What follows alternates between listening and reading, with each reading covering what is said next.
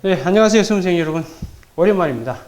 지난 시간에는 우리가 경찰행정법 기본서 내용을 우리가 정리를 했고요. 자, 오늘부터는 여러분들하고 이제 경찰 주관시 행정법의 메카라고 할 수 있는 사례를 같이 한번 정복해 보도록 하겠습니다. 자, 어쨌든 이번 계기를 통해서 여러분들 행정법 사례를 좀 새롭게 디자인해 보시기 바랍니다. 알겠죠? 자, 그러면 기본서를, 교재를 잠시 한번 펴보실래요? 펴보시면, 그 1페이지를 잠시 한번 먼저 펴보시기 바랍니다. 그게 보시면, 그 행정법 사례 해결 방법론이 먼저 나와 있을 텐데요. 자, 이 부분은 앞으로 우리가 이 행정법 사례 해결을 해결해 나가는 데 있어서 중요한 틀을 제가 정리해 놓은 거거든요. 이 부분은 상당히 중요해요. 이걸 잘 이해하신다면, 앞으로 이 행정법 사례 해결하는 데 있어서 중요한 디딤돌을 여러분이 만들게 될 겁니다. 알겠죠? 그리고 그건 이제 처음 다루게 될 것이고, 전체적인 목차는 제가 이렇게 해놨어요. 그 제1부는 쟁점별 사례로 만들어 놨고, 그 다음 제2부는 종합사례 이렇게 되어 있을 겁니다. 이 일부 쟁점별 사례는 제가 제 기본서 목차에 맞춰가지고 가장 기본이 될 수 있는 수준에 맞춘 사례를 진도에 맞춰서 정리한 부분이거든요. 이 부분을 가지고 기본을 정리한 다음에 그 다음 본격적인 실전에 맞게끔 정리한 사례가 제2부 종합사례예요. 그래서 이 두 개 정도를 다 보시고 나면 아마 사례에 대해서 많은 자신감이 형성이 될 겁니다. 자, 그러면 이제 먼저 행정법 사례 해결 방법론 1페이지를 먼저 한번 펴보시기 바랍니다. 자, 칠판을 잠시 한번 보실래요? 자, 기본적으로 행정법 사례는 다음과 같이 구성이 될 거예요. 자, 이 부분은 여러분이 천천히 또 꼼꼼히 반복해서 좀 읽어 두시기 바랍니다. 자, 언젠가 제가 한번 일전에 그 특강 형태로 한번 행정법 사례 방법론에 대해서 한번 제가 촬영해서 올린 적이 있을 텐데 거기에다 살을 좀 더 붙여가지고 이번 기회에 확실히 정리를 해 두시기 바랍니다. 자, 일단 기본적으로 사례 출발은 이렇게 된다고 그랬어요. 일단 행정청이 있고요. 그 다음 맞은편에 국민이 있겠죠. 그럼 행정청이 국민을 향해서 뭔가 하는 데서 출발한다고 그랬죠. 그걸 우리는 뭐라고 부른다고요? 행정작용을 하게 된다고 그랬습니다. 그 1페이지에 보면 그래 되어 있잖아요. 첫 번째 목차가 행정작용의 법적 성질이라고 되어 있을 거거든요. 그래서 먼저 여러분 사례에서 출발해야 될 게 설문에 반드시 어떤 행정작용이 나올 겁니다. 그 행정작용의 법적 성질을 첫 번째 정리를 하셔야 됩니다. 이 법적 성질은 크게 두 가지 형태로 구성이 되어 있습니다. 첫 번째는 여러분이 그동안 숱한 행정작용을 배워왔을 텐데요. 예를 들면 여러분들 뭐 하명이라든지 그 다음 뭐 허가, 그 다음 적시강제 뭐 등등등 이런 걸 배워왔을 텐데요. 일단 설문에 나와 있는 이 행정작용이 그동안 배워왔던 이 학문적 의미의 행정작용 중 어디에 속하는지가 첫 번째 설정이 되셔야 됩니다. 그래서 그 부분이 첫 번째 문제예요. 그래서 하명인지, 허가인지, 적시강제인지, 그 다음 뭐 행정조사인지 이 부분을 반드시 규명해 내셔야 됩니다. 구체적으로 어떻게 답안을 쓸지는 조금 이따가 책을 보면서 같이 정리하도록 하고요. 일단 첫 번째 법적 성질에서 하셔야 될 건 첫 번째 뭘 정리하셔야 된다고요? 강학상 어떤 작용에 해당하는지, 강학상 어떤 작용에 해당하는지 이 부분을 해결하셔야 돼요. 그리고 이제 두 번째 이 행정작용의 법적 성질에서 규명하셔야 될 게 뭐냐면 이게 기속인지 그 다음 재량인지 이걸 밝혀내셔야 됩니다. 기속이냐 재량이냐에 따라서 상당한 실익이 있거든요. 그 부분들은 특히나 위법성을 판단할 때 상당한 차이를 만들어내게 될 겁니다. 그래서 반드시 첫 번째 사례 해결에서 하셔야 될 게 이 행정작용의 법적 성질이 뭔지 이게 첫 출발이라는 걸 이해를 하시기 바랍니다. 그 다음에 이제 두 번째 여러분이 하셔야 될 게 뭐냐면은 우리가 기본적으로 이제 행정작용이 나오게 되면 국민 쪽에서는 이 행정작용 때문에 자기의 권리가 침해됐다는 이유로 이 행정작용에 대해서 소를 제기하겠죠. 그럼 대표적인 소를 여러분 배우시겠지만 항고소송 중에서도 우리가 취소소송을 전제하고 출발을 하도록 할게요. 취소소송을 이제 제기를 하게 될 텐데 아무나 소를 받아주는 거 아닌 거 아시겠죠? 기본적인 법원의 관문을 넘어서려면 1단계로 갖춰야 될 요건이 있는데 그걸 우리는 소의 적법이라고 그래요. 소 제기 요건을 충족해야 된다고. 그래서 두 번째 검토하셔야 될 게 뭐냐면 이걸 첫 번째로 할게요. 그 다음 두 번째 검토하셔야 될 게 소의 적법을 검토하셔야 돼요. 적법 여부. 기본적으로 국민이 원하는 건 이 행정작용이 적법인지 위법인지를 밝혀내서 이제 소송에서 자기가 침해됐던 권리를 구제받고 싶어 하는 거거든요. 그러려면 일단은 A가 법원의 관문을 통과해야 되는데 그 첫 번째 통과해야 될 게 소가 적법이냐 아니냐를 따져야 되는 거예요. 이 소의 적법 여부에서 여러분들 기본 시간에 배웠겠지만 여러분 시험에서는 중요한 세 가지가 있어요. 첫 번째가 원고 적격. 그 다음 두 번째가 대상 적격. 세 번째가 협의의 소위. 협의의 소위. 이 세 가지가 소가 적법인지 아닌지를 판단하는 데 있어서 여러분 시험에서 주로 문제가 되는 게 이 세 가지입니다. 자세한 건 들어가서 하도록 하고요. 일단 기본적으로 어쨌든 행정작용을 둘러싸고 사례를 해결해가는 과정에서 첫 번째 해야 될 게 뭐라고요? 법적 성질을 규명해야 된다는 거. 그 다음 두 번째, 이 행정작용에 대해서 이제 소를 제기한다고 했을 때 법원의 관문을 넘기 위한 1단계가 뭐라고요? 소의 적법을 갖추는지 못 갖추는지. 이 소 제기 요건이 충족되어야 된다고요. 이게 충족됐다는 전제하에 드디어 이제 A는 법원으로 들어갑니다. 들어가서 이제 세 번째 하셔야 될 게 여러분이 뭐냐면은 소송이 끝날 때까지 시간이 많이 걸려요, 적게 걸려요? 엄청 많이 걸리거든요. 그때까지 기다렸다가 그 사이에 원고가 없어질 수도 있습니다. 그래서 기본적으로 본안이 끝날 때까지 기다렸다가 돌이킬 수 없는 슬픔이 있는 걸 대비해 가지고 우리가 가구제라는 걸 만들어 놨습니다. 가구제. 글자 그대로 번역해 볼게요. 법학에서 가라는 게 뭐라고요? 뭐라고 그러죠? 임시적이죠. 임시 조치를 취해 주는 겁니다. 그래서 대표적인 가구제가 행정소송법에는 뭐가 나와 있냐면 집행정지제도가 나와 있어요. 원래 여러분 아시다시피 소를 제기하더라도 집행은 멈추지 않는 게 원칙이라고 배우셨을 겁니다. 근데 예외적으로 이제 집행정지라는 걸 통해서 국민을 보호해 주려고 하고 있는 거고요. 두 번째, 우리 법에는 없지만, 즉 행정소송법에는 없지만 이 가처분제도, 이 두 개가 이제 세트로 묶어 다니셔야 됩니다. 이게 세 번째 여러분 사례 해결에서 이제 해결해야 될 부분이고요. 그 다음 네 번째 이제 본안이죠. 본안이라는 게 뭐냐면 결국 이 행정작용이 적법인지 위법인지 이걸 밝혀내는 겁니다. 세 번째는 이 행정작용의, 네 번째, 행정작용의 위법성 및 위법의 정도. 이걸 이제 밝혀내는 겁니다.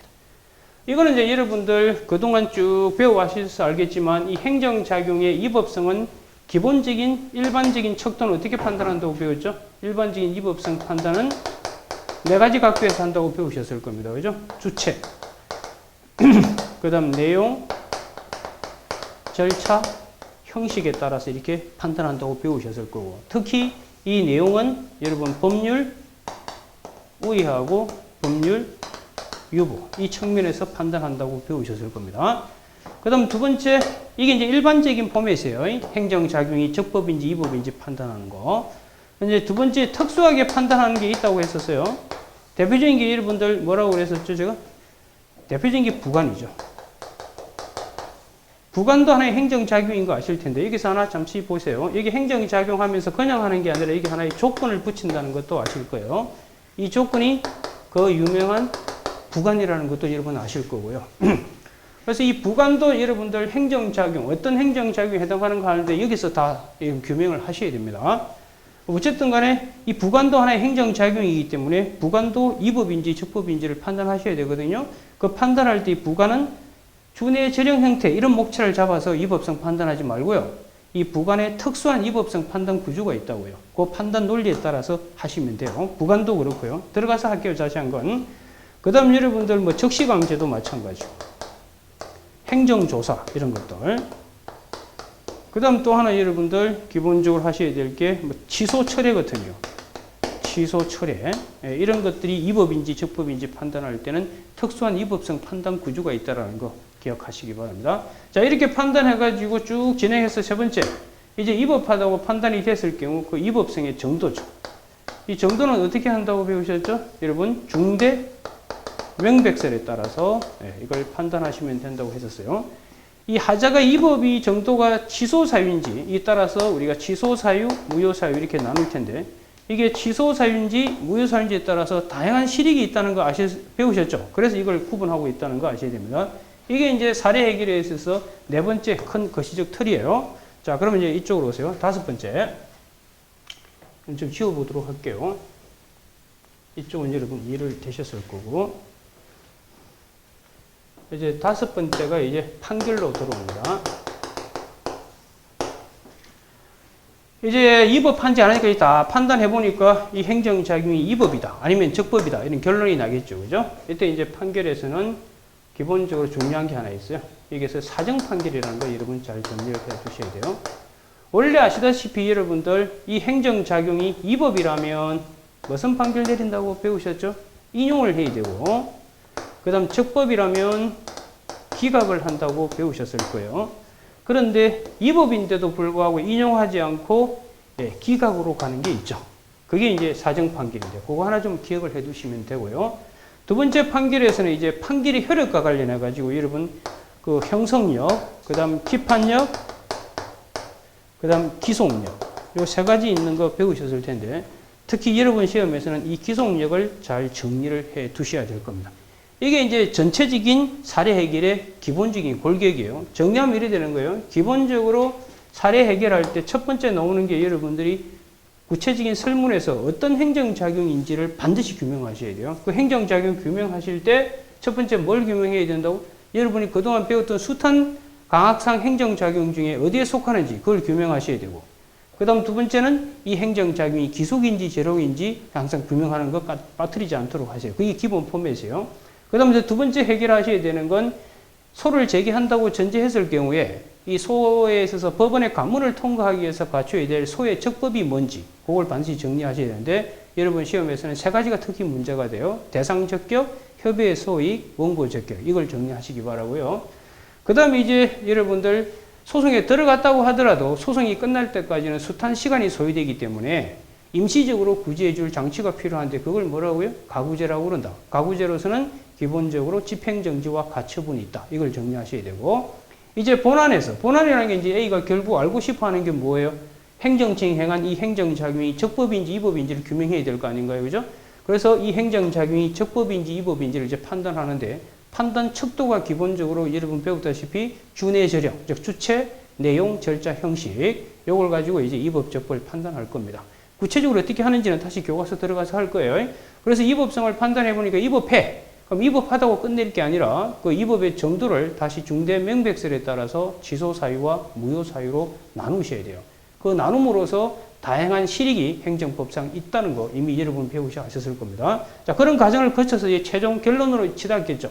그 결론이 뭐죠? 이제 판결입니다. 판결에서는 기본적으로 이제 행정작용이 적법이라면 인용, 행정작용이 위법이라면 기각이 되겠지만 변태가 하나 있어요. 그죠? 그게 뭐라고요? 사정판결입니다. 즉 원래 국민이 이겨야 되는데도 불구하고 공익 때문에 기각 형태로 치닫는 게 하나 있다. 그 사정판결 좀 조심하시면 되고 그 다음 판결의 효력과 관련해서 여러분들 기판력, 형성력, 기속력이 있는데 여러분 시험에서는 이 기속력이 주로 시험에 출제될 겁니다. 기판력은 논점이 딱 하나 있는데 그건 들어가서 배우시면 될 겁니다. 이게 이제 기본 포맷이에요.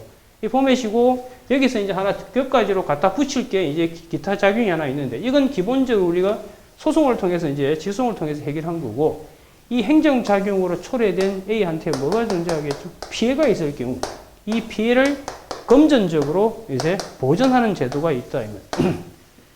그게 이제 뭐라고 이분 배우셨죠? 이 금전 보전인데 이 행정작용이 적법일 때와 이 행정작용이 위법인데 초래된 피해인지 적법인데 초래된 피해인지 그걸 나눠가지고 적법일 땐 뭐라고 배우셨죠 여러분들? 그게 손실보상이죠. 손실보상이고 위법일 때는 이제 손해배상 그죠? 그래서 이걸 또 정리하셔야 돼요. 물론 이 손해배상이 훨씬 중요해요. 그런데 이 손실보상은 최근에 여러분들 경찰관 직무집행법에 하나 도입된 게 있거든요. 그 부분만 좀 신경을 쓰시면 됩니다. 손해배상은 아시다시피 국가배상법 제2조와 5조. 즉, 이건 공무원행위. 이거는 영조물로 인한 이 두 가지 나누셔가지고 그 성립 요건을 정리해 두면 되는 겁니다. 여기까지 오케이? 그리고 이제 하나 더 추가해야 될 게 뭐냐면 이게서 기본적으로 A가 행정청과의 관계에서 A 쪽에서 행정청을 향해서 뭔가 요구하는 게 하나 있어요. 그게 뭐냐면 정보공개예요. 정보공개. 이 정보 공개 같은 경우는 기본적으로 정보 공개를 요구했을 때 행정적, 즉 공공기관에서 정보 공개를 거부했을 때 어떻게 되는가? 이게 주로 여러분 시험에 출제될 겁니다. 기본적으로 아시다시피 여러분들 정보공개법에 의하면 공공기관이 보유 관리하고 있는 정보는 공개하는 게 원칙이거든요. 그런데도 공개하지 않을 수 있는 예외적 사유가 있다고요. 그걸 사안 포섭을 잘 하셔서 정리를 하시면 되는 겁니다. 됐나요? 그게 이제 기본적인 포맷이고요. 그 다음에 이제 여기까지는 총론적인 지식으로 다 정리를 한 겁니다. 한 거고 이제 구체적으로 또 세부적인 몇 가지 논점들이 있는데 강론 파트로 넘어가게 되면 이제 경찰행정법 파트겠죠. 경찰행정법은 간단해요. 기본적으로 이제 경찰권 발동이라는 이 침입적 작용을 어떤 식으로 통제할 것인가가 핵심이거든요. 그래서 그 부분은 이제 경찰권 발동의 근거와 한계 문제로 다 해결이 되는 거예요. 경찰권 발동의 근거는 법률 유보 문제겠죠. 특히 이 경우에 개별적 근거가 없을 때 개괄적 조항에 의해서 가능한지 그거 좀 신경 쓰시면 되는 것이고, 그 다음 한계 부분에서는 기본적으로 이제 경찰 비례, 그 다음 경찰 공공의 원칙, 그 다음 가장 중요한 게 뭐죠? 경찰 책임의 원칙. 그 부분을 차례대로 정리해 두시면 될 겁니다. 오케이? 자, 그거는 이게 이제 전체적인 틀입니다. 이걸 전제하고 이제 여러분 교과서 1페이지부터 해서 같이 정리해 들어가게 될 겁니다. 알겠습니까? 네, 좋습니다. 자, 그러면 이제 1페이지 교과서로 한번 들어오시기 바랍니다. 자, 첫 번째 이제 어디부터 출발하는지 보세요. 전체 틀은 잡아드렸으니까 칠판 잠시 봅시다. 이제 첫 번째부터 하나하나 이제 해결해 들어갑시다. 자, 그림을 이제 다시 그래서 출발합시다.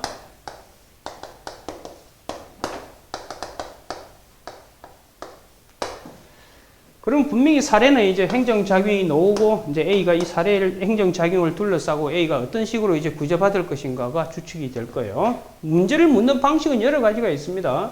이 작용의 법적 성질만 물을 수도 있고요. 그 다음 이 행정작용이 적법인지 위법인지만 물을 수도 있는 것이고요. 그 다음 A가 이 행정작용에 대해서 소송을 제기했을 때 소제기 요건을 갖췄는지 갖추지 않은지 그것만 물을 수도 있는 것이고요. 그 다음 소제기 요건과 위법성을 같이 물을 수도 있고 다양한 패턴이 있습니다. 자, 어쨌든 지금 현재 출발, 첫 번째 행정작용이 위법인지 적법인지부터 출발할 텐데, 기본적으로 사례 목차는 이거죠. 첫 번째, 뭐, 논점의 정리, 이래가 들어가잖아요. 그죠? 논점의 정리. 이 논점의 정리에서는 기본적으로 이 사례에서 가장 부각될 수 있는 쟁점 내지 논점을 이걸 부각해가 시켜서 이걸 서술하시면 돼요. 뭐가 문제가 되는지 이것만 읽어보면 이 친구가 이 문제를 제대로 파악하고 이해했는지를 충분히 알 수 있게 되는 겁니다. 그 다음 이제 두 번째 우리가 나오는 게 이제 이 행정작용의 이제 법적 성질을 이제 두 번째 여러분이 규명을 해라고 그랬어요. 그래서 첫 번째 이 행정작용이 강학상 어디에 해당하는지, 두 번째 이게 기속인지 재량인지 이걸 이제 정리할 겁니다. 자, 그러면 교과서 1페이지가 이제 여기서부터 시작이 되는 겁니다. 자, 1페이지 책을 다시 한번 펴보시고요. 자, 첫 번째 보세요. 자, 행정작용의 법적 성질부터 출발을 했어요. 자, 여러분 그동안 출제됐던 여러분 기출문제에서 제가 이 문제 유형을 따가지고 이렇게 정리를 해놓은 겁니다. 같이 한번 읽어볼게요. 자, 첫 번째 이런 식으로 문제가 나와요. 설문에 이제 갑에 대한 사용허가의 법적 성질을 검토하시오. 그럼 이 사용허가가 허가자가 붙었지만 이게 허가인지 특허인지 그걸 구분해서 쓰셔야 되는 거예요. 쓸 때 어떻게 쓰는가는 좀 이따 보여드릴게요. 그 다음 두 번째, 이 사용허가에 붙여진 조건, 이 조건이 이제 부관인지 아닌지, 부관이라면 부관의 종류 중에 어디에 속하는지 이런 걸 쓰는 거예요. 그 다음 세 번째 보실까요? 청소년 보호법 시행령이라고 되어 있잖아요. 여러분들 사실은 여러분들 기본적으로 법은 국회가 만들고 그 다음 만든 법을 집행하는 건 행정부지만 이미 배웠다시피 여러분 행정부에서도 뭘 한다고 배우셨죠? 법을 만든다고 배우셨잖아요. 그죠? 그 법을 만드는 거지만 그것도 크게는 행정작용에 들어오는 겁니다. 그래서 이 행정부는 구체적인 행정작용을 하기도 하지만 일반 추상적인 행정입법을 만들기도 합니다. 그래서 이 행정입법은 아시다시피 여러분 크게 법규명령하고 행정규칙으로 이렇게 만들어진다는 거 아실 거예요. 근데 이게 전형적인 포맷인데 이게 지금 이상한 변태가 있다고 그랬잖아요. 형식은 법규명령인데 실질이 뭐다? 행정규칙이고. 이게 여러분 시험 출제 포인트라고요. 그걸 우리는 보통 뭐라고 부르죠? 법규명령 형식의 행정규칙. 이게 시험에 단글로 출제가 되는 거예요. 그럼 이런 게 여러분 시험에 나왔을 때 이게 법적 성질이 뭔지 반드시 규명을 하셔야 돼요. 이 법적 성질이 비록 모양은 법규 명령이지만 안에 담긴 건 행정규칙이기 때문에 이걸 법규 명령으로 봐야 될지 행정규칙으로 봐야 될지 이 법적 성질을 반드시 규명해야 돼요. 왜냐하면 이게 법으로 볼 때와 보지 않았을 때 이 행정작용이 이거에 근거해서 나온 행정작용이 적법인지 이법인지를 가늠하는 방식이 아예 달라져 버리기 때문에 그래요. 그래서 기본적으로 이런 부분들이 시험에 나왔을 땐 반드시 이 행정작용, 이것도 하나의 행정작용이라고 그래서 넓은 의미에서 이 법적 성질을 검토하라는 게 세 번째 그거라고요. 그 다음 네 번째, 가스청 사용. 이건 뭐겠어요, 여러분들? 이게 바로 적시강제잖아요. 그죠? 그 다음 다섯 번째 보시면 검사행위. 이게 뭐죠? 행정조사죠. 그러니까 이런 것들을 빨리빨리 캐치하셔가지고 여러분이 배웠던 숱한 행정작용 중에 어디에 속하는지를 정확하게 규명해 내셔야 됩니다.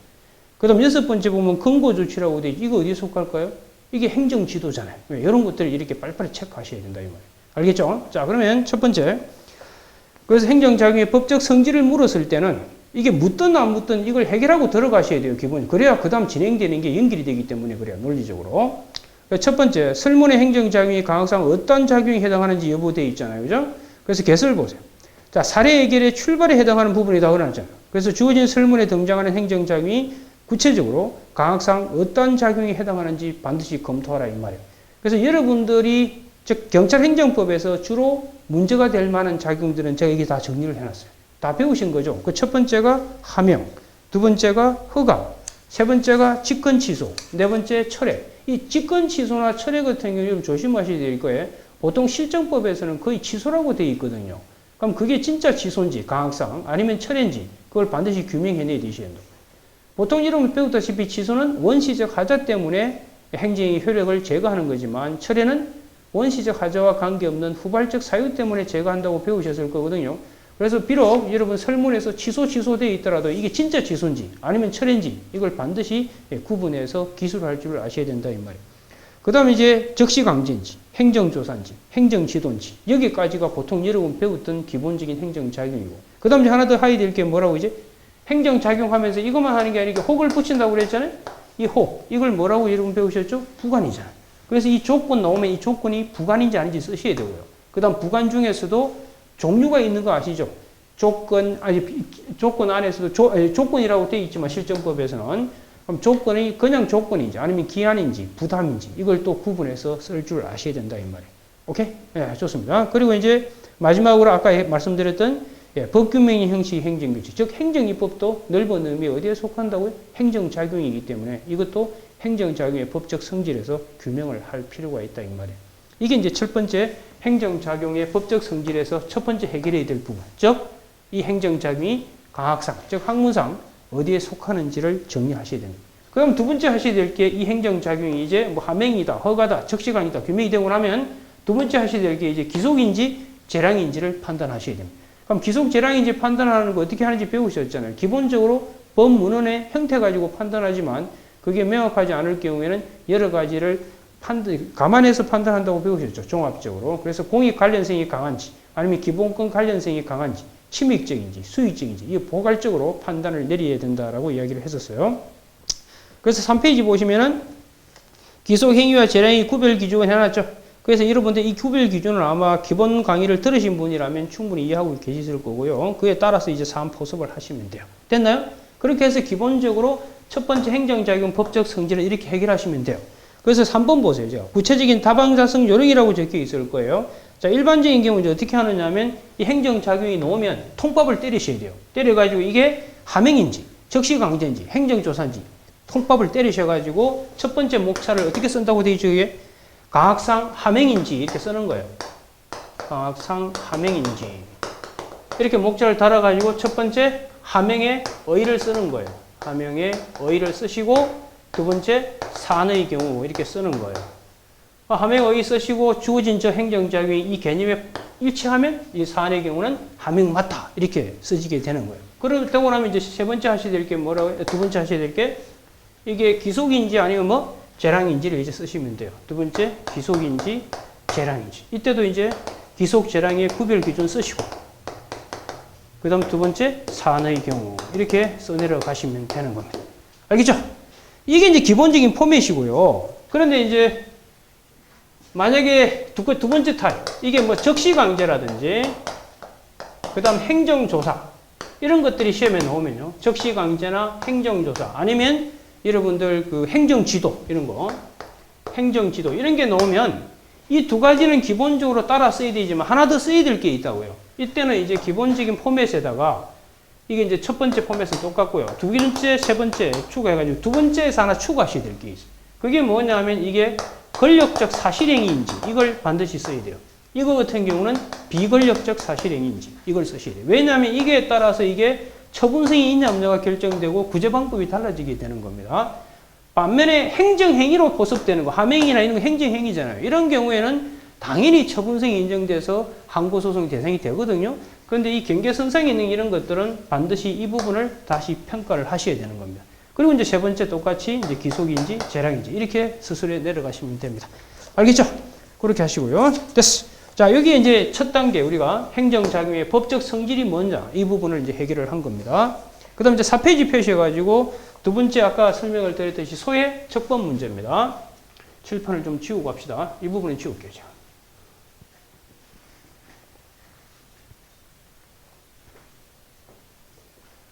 그럼 우리가 첫 번째 해결한 게 행정작용의 법적 성질을 해결했고요. 이제 세 번째, 이제 소의 적법, 요걸 이제 묻는 경우입니다. 그래서 문제 타입이 첫 번째는 행정작용의 성질을 검토하라면 이제 이 부분 이렇게 쓰시면 되고, 이제 두 번째 여러분 소의 적법만 물을 수 있는 경우가 있거든요. 그게 이제 문제 유형을 같이 한번 보도록 합시다. 자, 첫 번째 문제가 이렇게 나올 수 있다고요. 갑이 제기한 소송의 소송 요건 충족 여부와 관련하여 이 소송 요건 충족 여부 이게 소의 적법 문제라고요. 행정소송법상 대상 적격과 협의 소이익에 대해 설명. 이걸 친절하게도 이렇게 뭘 써라는지 주어지면 쓰기 편하죠. 대상 적격하고 협의 소이익을 쓰시면 되는 거니까. 그 다음 두 번째 하나 하셔야 될 게 이제 사법심사가 가능한가 이 부분이 있어요. 자, 무슨 말이냐면 소의 적법에서 첫 번째 하나 먼저 해결해야 될 게 뭐냐면 순서대로 하면 이거예요. 원래 사법심사 가능성. 여러분 기본 강의 시간에 배우셨겠지만 애시당초 사법부가요. 재판 자체를 아예 할 수 있냐 없냐 이 논쟁이 있다고요. 우리 대표적으로 기억나는 게 뭐예요, 여러분? 통칭이 배우신 거 기억나실 거예요. 통칭이도 사실은 행정자유이고 그것 때문에 국민의 권리 의무가 침해를 받을 수 있거든요. 그러면 소송을 통해서 구제받을 수 있을 것 같지만 통칭이로 분류됐을 땐 이미 배우다시피 여러분들 사법부가 아예 재판하고 싶어도 못하게 되는 경우가 있다. 그게 바로 사법심사 가능성 문제라고. 이게 아예 가능하지 않으면 그 다음 논의할 필요가 없는 겁니다. 가능성이 있다는 전제하에 두 번째 이제 기본적으로 구체적인 소제기 요건을 이제 갖췄는지를 검토해 들어가는 거라고. 그래서 사법심사 가능성 문제에서는 여러분 시험에서는 통칭이는 이건 시험에 나올 가능성이 별로 없고요. 그 다음 이제 특별권력관계. 특별권력관계가 시험에 나오면 이 사법심사 가능성 측면에서 언급을 해줘야 돼요. 그래서 결국은 오늘날 여러분 배우는 거 아시잖아요. 특별권력관계도 사법심사 가능하다 안 하다? 가능하다고 배우셨잖아요. 가능하다는 전제하에 이제 구체적인 소제기 요건. 소제기 요건 8가지 혹시 배우셨을 거예요. 그죠? 원고 적격, 피고 적격, 대상 적격, 협의 소위, 예외 행정심판, 전치주의, 제소기간 등등등 이런 거 배우셨을 텐데 그래서 그런 것들을 여기서 이제 심사를 하셔야 되는 겁니다. 여러분 시험에서는 대표적인 게 3가지예요. 대상 적격, 협의 소익, 원고 적격 이런 문제가 될 겁니다. 그래서 거기 보시면은 두 번째 이제 의뢰 직위 해제 처분. 이 특히 특별권력관계의 대표적인 게 공무원이거든요. 그 다음 뭐 재수 이런 사람들이 시험에 나왔을 경우에는 이 사법심사 가능성을 쓰는 걸 반드시 까먹으면 안 됩니다. 알겠어요? 그럼 이게 2번 문제 보세요.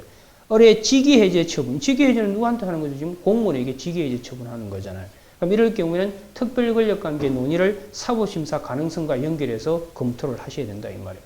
그 다음 세 번째 보시면 갑은 소청심사위원 이게 행정심판이거든요. 소청을 제기하지 아니하고 행성을 제기할 수 있는가. 이게 바로 뭐의 문제예요? 예외적 행정심판 전치주의 문제죠. 그걸 이제 언급을 하셔야 되는 것이고 그 다음 4번 문제 보시면 갑은 X의 의뢰에 대한 시외버스 운송사업 면허에 대해 지소송을 제기할 수 있는가. 지금 본인에 대한 시외버스 운송사업 면허가 아니라 타인에 대한 걸 다투려고 하는 거잖아요. 이럴 경우에 이제 원고 적격이 있는지 그럼 이게 대상 적격이 있는지 이런 걸 묻는 거예요. 그래서 취소소송을 제기할 수 있는가 이렇게 물었을 때 뭐의 문제라고 이게 바로 소의 적법을 묻는 문제 혹은 또 갑의 취소소송 제기는 적법한가 이런 식으로 물었을 때도 아 이건 소가 적법인지 아닌지만 묻는구나 본안에 있어서 처분이 위법인지 적법인지를 묻는 문제가 아니다. 이걸 구분할 줄 아셔야 된다고요. 무슨 말인지 아시겠죠? 예, 좋습니다. 자, 그럼 밑에 4페이지에 밑으로 내려오셔가지고 이제 우리 지금 어디로 들어온지 아시겠죠? 소의 적법 단계로 들어온 겁니다. 이거는 이 행정작용이 적법인지 위법인지 그걸 논의하기 전 단계를 이야기하는 거예요. 자, 그러면 일반론을 보시면 첫 번째 사법심사 가능성 여부라고 되어 있을 거예요. 이거는 뭐 할 때만 쓰시면 돼요. 여러분 시험에서 특별권력관계, 특히 공무원에 대한 어떤 불이익 처분이 나왔을 때 그에 대해서 다툴 경우에 반드시 까먹지 않고 쓰도록 하시기 바랍니다. 그 다음에 이제 이게 통과됐다고 전제하에 이제 구체적인 소송의 요건을 검토하셔야 되는데 그 소송의 요건 총 8가지 적혀 있을 거예요. 여기는 이제 7가지만 적어놨는데 뭐 소장까지 다 쓰면 8가지가 될 겁니다. 이 8가지 중에 여러분 시험에서 문제가 되는 건 그 대상 적격, 원고 적격, 그 다음 협의의 소위 이 3개가 거의 핵심이 될 겁니다. 그리고 이 조문 몇 조에 있는지도 좀 기억해 주면 좋습니다. 조문을 설치하게 되면 상당히 있어 보이는 답안이 되니까요. 그 다음 이제 이번에 보시면 대상 적격. 대상 적격이 시험에 나오면 이 메커니즘을 그대로 옮겨서 쓰시기 바랍니다. 그래서 먼저 대상 적격 나오면 행정소송법 2조 1항 제1호를 반드시 쓰셔야 돼요. 그게 취소소송의 대상 적격에 관한 실정법적 조문, 즉 행정소송법의 조문이에요. 그 보면 행정청이 행하는 구체적 사실에 대한 법집행으로서 공권력의 행사 또는 그 거부와 그 밖에 이에 준하는 행정작용. 이게 처분이라고. 우리 처분에 해당이 돼야 항고소송의 대상이 되는 자격을 얻게 된다고요. 아시다시피 여러분들 기본 시간에 배웠다시피 항고는 수평이 아니라 수직, 즉 처분, 권력작용에 대해서 다투는 거라고 배우셨을 거예요. 그래서 이 처분의 의미가 뭔지에 대한 이제 학설과 판례를 쓰셔야 돼요. 그래서 기본적으로 대상 적격이 시험에 나오면 먼저 행정소송법, 행소법 2조 1항 1호를 먼저 설치하시고 이게 첫 번째예요. 그 다음 두 번째 이 조문에 대한 해석을 하셔야 돼요. 이 조문의 해석에 대한 학설과 판례를 쓰셔야 돼요. 쓰시고 이에 대해서 이제 검토하신 다음에 그 다음 세 번째 이 검토한 거 가지고 사안의 경우 해서 사안 포섭을 하시는 이런 방법을 반드시 기억을 하시기 바랍니다. 알겠어요? 구체적인 건 나중에 사례 풀면서 같이 다시 보도록 할 건데 그래서 목차를 한번 보시면 첫 번째 행정소송법 2조 1항 제1호를 쓰셔야 되고 그 다음 이 조문에 대한 해석을 학설, 판례 검토해 가지고 최종 결론 내신 다음에 그 검토한 사안 가지고 주어진 사안을 포섭하셔서 처분성이 있다 없다 이렇게 판단을 내리셔야 됩니다. 그 다음에 이제 원고 적격이. 원고 적격도 똑같은 포맷이에요. 기본적으로 행정소송법 이거는 12조 1문에 들어가 있어요. 그래서 11조 1문을 반드시 설치하시고 그 다음 이 12조 1문을 해석한 걸 여러분 학설 판례 쓰신 다음에 사안 포섭을 하셔야 돼요. 어떻게 하는지 보세요. 그 원고 적격에 의해서 원고 적격이 뭔지 간단히 쓰신 다음에 그 다음 12조 1문 쭉 나와 있죠. 취소를 구할 법률상 이익이 있는 자가 제기할 수 있다. 이렇게 되어 있거든요. 여기서 말하는 법률상 이익이라는 게 뭔지 그에 대한 학설, 판례, 검토 쓰시고 그 다음 보면 현재 통설 판례 나중에 하시겠습니다만 법률상 이익 구제설이 현재 통설 판례거든요. 그럼 이 설에 따라가서 쓸 경우에 법률상 이익이 있는 자가 원고 적격이 있다고 되어 있을 때 이때 법률이 도대체 뭘 의미하는지 그 부분에 대한까지 쓰시고 사안 포섭하시면 돼요. 이게 기본적인 포맷이니까 반드시 잊지 말고 이런 포맷을 유지하시라 이 말입니다. 됐나요? 그 다음에 협의의 소익은 행정소송법 몇 조에 나와 있냐면 12조 제2문에 나와 있어요.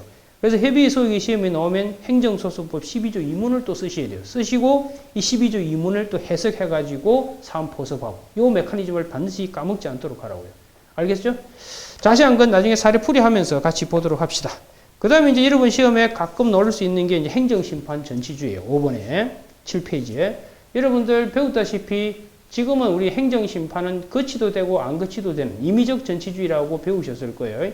그런데 개별법에서 반드시 행정심판 거쳐야만 소송으로 올 수 있다고 되어 있을 땐 그때는 필수로 바뀌는 거 배우셨을 거예요. 대표적인 경우가 이제 여러분 시험에서는 두 가지 경우예요. 공무원에 대해서 어떤 처분했을 때와 그 다음 운전면허 취소 같은 이런 두 가지 경우는 반드시 소제기 요건에서 예외적 행정심판 전치주의를 판단한다는 거 까먹지 않기 바랍니다. 됐나요? 네, 거기까지 하면 이제 기본적으로 우리 세 번째 소의 적법 문제까지 설명을 드린 겁니다. 그래서 소의 적법에서는 여러분 순서를 잘 기억하세요. 먼저 사법심사 가능성을 판단하시는데 이건 어떨 때만 쓰시면 된다고요? 예, 특별 권력 관계가 특히 시험에 나왔을 때 그렇게 쓰시면 되고요. 그렇지 않을 경우에는 소제기 요건 바로 들어가시면 돼요. 근데 소제기 요건 쓰실 때 대표적인 게 여러분들 대상 적격, 원고 적격, 회비의 소이익인데 이거 쓰는 기본 포맷을 제가 이게 지금 적혀 있는 대로 그대로 기억해서 답안지에 바로 옮겨 쓸 수 있도록 준비를 해 두시기 바랍니다. 알겠죠? 예, 좋습니다. 자, 그 다음에 이제 들어가셔야 될 게 지금 이제 세 번째까지 했죠? 한번 지울게요. 이제 네 번째가 이제 가구제입니다. 가구제는 아까 설명했다시피 집행, 정지하고 이제 가처분 문제라는 거. 그래서 교과서를 한번 보도록 할게요. 시험에 어떻게 나올 수 있는지 문제 유형을 같이 한번 봅시다. 7페이지에. 자, A는 이송 조치를 취소하라는 행정소송을 제기함과 동시에 이송 조치의 효력 정지 신청을 하였다. 이 효력 정지 신청, 이게 집행 정지예요. 여러분 집행 정지는 나중에 배웁니다만 세 가지로 합쳐져 있어요. 효력 정지, 그 다음 집행 정지, 그 다음 절차 속행 정지. 요 세 가지로 구성이 되어 있거든요. 그래서 이 중에 이제 지금 효력 정지를 묻고 있는 거예요. 어쨌든 거시적으로 보면 다 뭐의 문제라고요? 집행 정지. 그 집행 정지 요건을 갖췄는지 못 갖춘지 이걸 묻고 있는 거예요. 그게 이제 첫 번째 문제고, 두 번째도 의뢰 수리 거부에 대해서 집행정지가 가능하냐? 그럼 집행정지 요건이 충족되는지 아닌지 이걸 판단하는 겁니다. 그래서 뒤로 넘겨보시면요. 그 8페이지에. 그래서 집행정지 요건 해가지고 쭉 6개 나와 있잖아요. 이걸 잘 기억하셨다가 그대로 답안지에 옮겨 쓰시고 이 6가지 요건하고 주어진 설문에 있는 기본적인 내용이 일치하는지 아닌지 판단하셔서 된다, 안 된다. 이렇게 결론을 내시면 되는 겁니다. 근데 이제 중요한 건 뭐냐면 나중에 들어가서 설명을 하겠습니다만 기본적으로 이제 거부 처분이 여러분 시험에서 또 문제가 될 겁니다. 이 거부 처분 같은 경우 혹시 기본 시간에 배워서 기억이 나실지 모르겠습니다만 이 집행정지를 해봤자 별 실익이 없거든요. 그래서 이런 경우에 집행정지가 되는지 안 되는지 논란이 있고요. 만약 안 된다고 하는 설에 따를 경우에는 이제 결국은 가처분 인정 여부로 넘어갈 수밖에 없습니다. 기본 시간에 배웠던 지식을 좀 떠올려 주시기 바랍니다. 그래서 기본적으로 이 집행정지 같은 경우 첫 번째 하셔야 될 게 집행정지 요건을 잘 설치하셔야 되고, 두 번째 요건을 갖추더라도 이 세 가지 중에 어디로 가야 되는지 이 내용 문제 정리를 하셔야 되고요. 그 다음 세 번째, 집행정지가 되기 어렵다. 그럴 경우에는 마지막으로 이제 가처분으로 갈 수 있는지 이 부분을 정리를 하시면 될 겁니다. 됐나요? 네, 그렇게 하시면 되고요. 이제 다섯 번째, 이제 본안으로 이제 들어왔습니다. 본안이라는 건 저 행정작용이 이제 위법성을 이제 판단하는 거죠. 위법성 및 그 정도를 이제 판단하는 겁니다. 아까도 말씀드렸다시피 위법성을 판단하는 기본 척도는 준해 재령이라고 했던 거 기억나실 거고 특수 구조도 있다라고 했었을 거예요. 자, 그러면 이제 구체적으로 어떻게 하는지 잘 보도록 합시다. 이 부분은 잘 기억을 하셔야 돼요. 자, 8페이지에 자, 본안 판단을 어떻게 하는지 봅시다. 당의 행정작용의 위법 여부 및 정도라고 되어 있죠. 여러분 시험에서 이제 이렇게 나올 수 있어요. 당의 행정작용은 적법한가? 혹은 당의 행정작용은 위법한가? 이렇게만 물었을 경우에는 이건 이 본안 판단만 묻고 있는 거예요. 근데 만약에 여러분 시험에서 뭐 갑이 갑이 취소송을 제기했다. 이 취소송 제기는 인용 가능한가? 이렇게 물었을 때 인용 가능한가 물었다는 건 결론까지 다 가야 되죠. 그래서 소제기 요건도 충족했는지 따져야 되고요. 그 다음 본안에서 적법인지 위법인지 다 따져야만 결론을 낼 수가 있는 거예요. 그럴 때는 소의 적법 플러스 본안 판단까지 다 묻고 있다는 거 아셔야 되는 거예요. 자, 그러면 문제 유형을 같이 한번 볼까요? 어떻게 출제됐는지 여러분 시험에서. 자, 첫 번째 보실까요? 관할 지방경찰청장 의뢰 운전면허 취소 처분. 이게 행정작용이잖아요. 그게 적법성을 검토하라. 이게 이제 결국 본안 판단에 당의 행정작용이 적법인지 위법인지를 묻고 있는 것이고요. 두 번째 볼까요? 갑이 관할 지방경찰청장 의뢰 운전면허 취소 처분하면서 의견 제출 지철 받지 않은 절차상 하자를 이유로, 우리 아까 제가 위법성 판단은 준해 재령이라고 그랬죠. 그중 이건 절차죠. 그죠?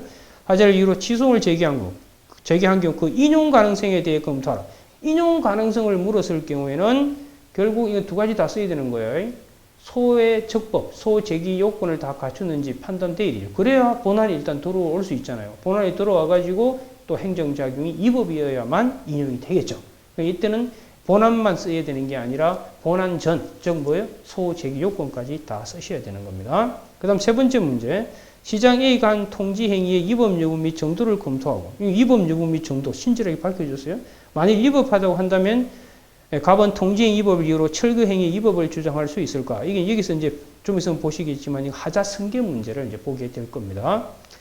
그 다음 4번에 보시면 갑 공연기획사는 경찰상 을이 콘서트 중지 명령까지 발한 것은 지나친 처분이라고 주장한다. 이건 이제 결국 뭐겠어요? 좀 있으면 보시겠지만 우리가 특히 내용상 하자와 관련해 가지고 재량 분야에서 특히 비례의 원칙에 반하는지 안 반하는지 이런 것들을 판단하게 될 겁니다. 그 다음 5번째 보시면은 무효인 행정행위와 취소할 수 있는 행정의 구별 기준. 이게 이제 중대명백서이죠. 설명하고 이 사안에서 갑이 운전할 당시 갑에 대한 운전면허가 무효인지 취소인지 불가한 하자인지에 대해서 판단을 하고 나서요. 그럼 중대명백설에 따라서 이제 판단을 해보시면 될 겁니다. 그 다음 6번째, 을이 처분 이유를 행정심의에 충분히 설명하며 이게 이제 위법한다고 판단되더라도 도중에 그 하자를 치유했을 때 적법으로 바뀔 수 있겠는가 이걸 묻고 있는 거예요. 그죠? 그래서 본안 판단은 결국 행정작용의 적법 위법 이걸 묻고 있는 겁니다. 자, 그러면 이제 첫 번째 일반적인 위법 판단 구조라고 되어 있잖아요. 그죠? 자, 일반론 봅시다. 자, 행정처분이 적법하기 위해서는 준해, 절형 이게 갖춰야 됩니다. 쉽게 말해서 여러분들 만약에 운전면허 취소 처분한다고 해볼게요. 그럼 주체는 누가 해야 돼요? 지방경찰청장. 이게 주체가 되는 거예요. 내용은 도로교통법에 있는 기본적인 요건, 효과에 반하지 않아야 되는 것이고요. 그리고 법에 근거 있어야 되고 절차 지켜가지고 뭐 사전 통지한다든지 이유 제시를 하고 이렇게 해야 된다는 거고 형식은 문수로 해야 된다. 이걸 다 갖춰야만 기본적으로 행정작용은 적법이다. 이 중에 하나라도 예선하려고 하면 그 행정작용은 위법이다. 이런 판단을 내리게 되겠죠. 그래서 기본 구조는 준해 절형 가지고 행정작용의 적법 위법을 판단하시면 돼요. 그런데 그 다음 잘 보세요. 당해 사안에 적용될 법령이 이제 이 부분을 이제 잘 이해를 하셔야 되는데 자 해보세요. 본안에서 이 부분을 지울게요, 이제. 그러면 이쪽으로 잠시 오보세요, 여러분들. 여기서 이제 결국은 이 행정작용의 위법을 판단할 때, 기본적으로 우리가 주체, 내용, 절차, 형식 가지고 위법성을 판단할 거거든요. 그런데, 기본적으로 우리가 법치 행정할 때 법이잖아요, 그죠? 법치 행정은 법에 따라서 이 행정작용을 해야 되는데, 이때 법은 아시다시피 여러분들, 이 법은 크게 이제 성문법이 있고 이제 불문법이 있다는 거 배우셨을 겁니다. 이 불문법은 뭐 다름 아닌 행정법의 일반 원칙만 여러분 이해하시면 돼요. 비례의 원칙부터 해서 배우셨을 거예요. 근데 성문법은 이제 법률이 있을 거고, 그 다음 아까 이제 행정입법이 있습니다. 그런데 이제 문제는 법률이 있으면 이제 법률에 따라 하면 적법, 안 하면 위법이 될 거예요. 근데 여러분 시험에서 문제가 되는 건 항상 이 행정입법이에요. 이 행정입법은 아까 형식과 내용이 불일치하는 게 있는데 그게 아까 뭐라고요? 법규명령 형식의 행정규칙. 이게 이제 문제가 될 겁니다. 이 법규명령 형식의 행정규칙. 이 경우에 이 법적 성질이 뭔지 먼저 규명이 돼야 돼요. 이걸 법규명령으로 보는지. 법규명령으로 본다는 건 이건 법이거든요. 그 다음 행정규칙으로 보면 이거는 법이 아니거든. 그러면 이걸 법으로 보게 되면 이거 가지고 이 행정작용이 적법인지 위법인지를 판단할 수 있는 거죠. 그런데 이게 뭐로 분류되면 행정규칙으로 분류되면 이건 국민과의 관계에서 법이 아니라고 배우셨잖아요. 그러면 이거 가지고 적법 위법을 판단할 수 없거든요. 그래서 이게 시험에 나왔을 때는 반드시 이게 법규명령으로 봐야 되는지 행정규칙으로 봐야 되는지 법적 성질을 규명하고 들어가야 된다는 거 그거 까먹으면 안 돼요. 그래서 그 부분을 적어놓은 겁니다. 그래서 9페이지 최고 위에 보시면은 당해 사안에 적용될 법령이 법규명령 형식의 행정규칙이거나 그 반대가 또 행정규칙 형식의 법규명령이죠. 그럴 경우는 먼저 당해 규범의 법적 성질을 반드시 먼저 검토하셔야 돼요. 알겠죠? 그리고 이제 여러분 시험에서 특히 위법성 본안에서 아까 제가 주, 내, 절, 형인데 이 중에서 여러분 시험에서는 이거는 별 문제 안 되고 이것도 문제 안 됩니다. 남은 게 내용하고 절차야.